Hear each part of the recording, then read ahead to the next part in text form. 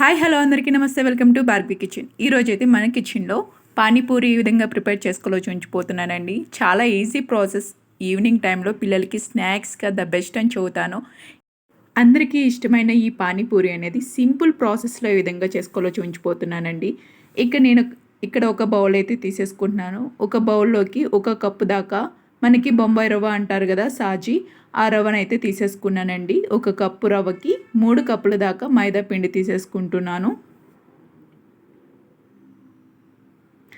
ఒక చిటికెడు వంట సోడా, పావు స్పూను మామూలు సాల్ట్ తీసేసుకుంటున్నాను. ఒక్కసారి పిండి మొత్తాన్ని మనం ఇక్కడ మిక్స్ చేసేసుకుందాము.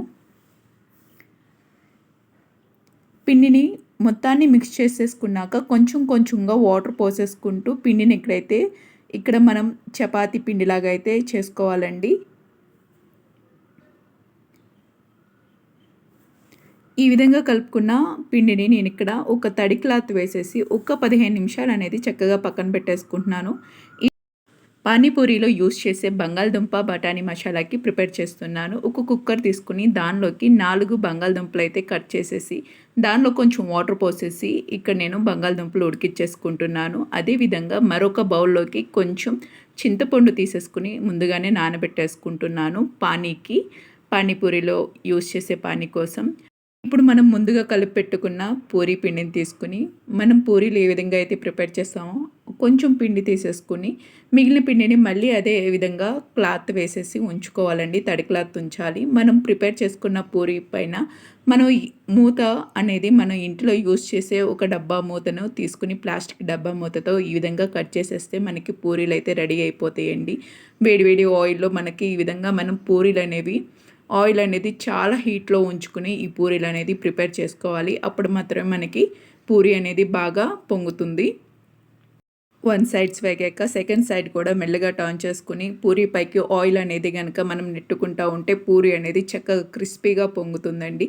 చాలా క్రిస్పీగా ఉంటాయి పూరీలు కూడా, చాలా బాగుంటాయి. పూరీ అయితే రెడీ అయిపోయింది. మనం ఇప్పుడు పూరీ అనేది పక్కన పెట్టేసుకుందాము.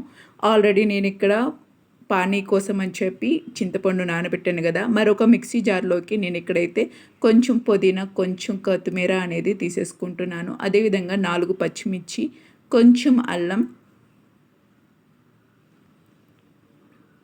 అదేవిధంగా మనం బిర్యానీలోకి యూస్ చేసే స్టార్ ఫ్లవర్ ఉంటుంది కదా, ఆ స్టార్ ఫ్లవర్ అనేది 1 తీసుకోవాలి. 4 మిరియాలు, కొంచెం బెల్లం, కొంచెం వాటర్ పోసేసుకుని ఇక్కడ నేను ఇది మొత్తాన్ని గ్రైండ్ చేసేసుకుంటున్నాను. ఆల్రెడీ మనం చింతపండు అనేది నానబెట్టి ఉన్న చింతపండులోకి ఈ గ్రైండ్ చేసుకున్న మిశ్రమాన్ని మనం తీసుకోవాలండి. మిశ్రమం అనేది మెత్తగా ఉండాలి. లేదు మనకి పొలుకుల్లాగా ఉన్నాయంటే కనుక ఫిల్టర్ చేసుకుని కూడా తీసుకోవచ్చు. ఈ విధంగా తీసుకున్న మిశ్రమంలోకి కొంచెం గరం మసాలా తీసేసుకుంటున్నాను. అదేవిధంగా సాల్ట్ తీసేసుకుని వాటర్ యాడ్ చేసుకుని మనకి కావాల్సినంత వాటర్ అనేది యాడ్ చేసుకోవచ్చు. ఇక్కడ నేను 2 గ్లాసెస్ దాకా వాటర్ అనేది యాడ్ చేసేసుకుని పానీ అయితే ప్రిపేర్ చేసుకుని పక్కన పెట్టేసుకున్నాను. ఇప్పుడు స్టఫింగ్ కోసం అని చెప్పి నేను ఆల్రెడీ బంగాళదుంపలు అయితే ఉడికించి పక్కన పెట్టుకున్నాను కదా, ఆ బంగాళదుంపలు కంప్లీట్గా ఆరిపోయాక అవి తీసేసుకుని మొత్తం అనేది చక్కగా ఈ విధంగా చితుపుకుంటున్నానండి. దానితో పాటు నేను ఆల్రెడీ పచ్చి బఠానీ కూడా కొంచెం సాల్ట్ వేసి ఉడకపెట్టేసేసి తీసేసుకుని ఇక్కడ దీనిలోకి మిక్స్ చేసేసుకుంటున్నాను. బఠానీ కూడా మనం యాడ్ చేసుకున్నాక మొత్తాన్ని అయితే ఒకసారి ఈ విధంగా మనం స్మాష్ చేసుకోవాలి. మీకు కుదిరితే పప్పు గుత్తితో కూడా చేసుకోవచ్చు. చక్కగా నలుపుకున్నాక దీనిలోకి కొంచెం 1/2 స్పూన్ అంత సాల్టు, అదేవిధంగా మనం కట్ చేసుకున్న ఒక పెద్దలపాయ అనేది దీనిలోకి యాడ్ చేసేసుకుంటున్నానండి. కొంచెం గరం మసాలా, పావు స్పూన్ అంత ధనియాల పౌడర్,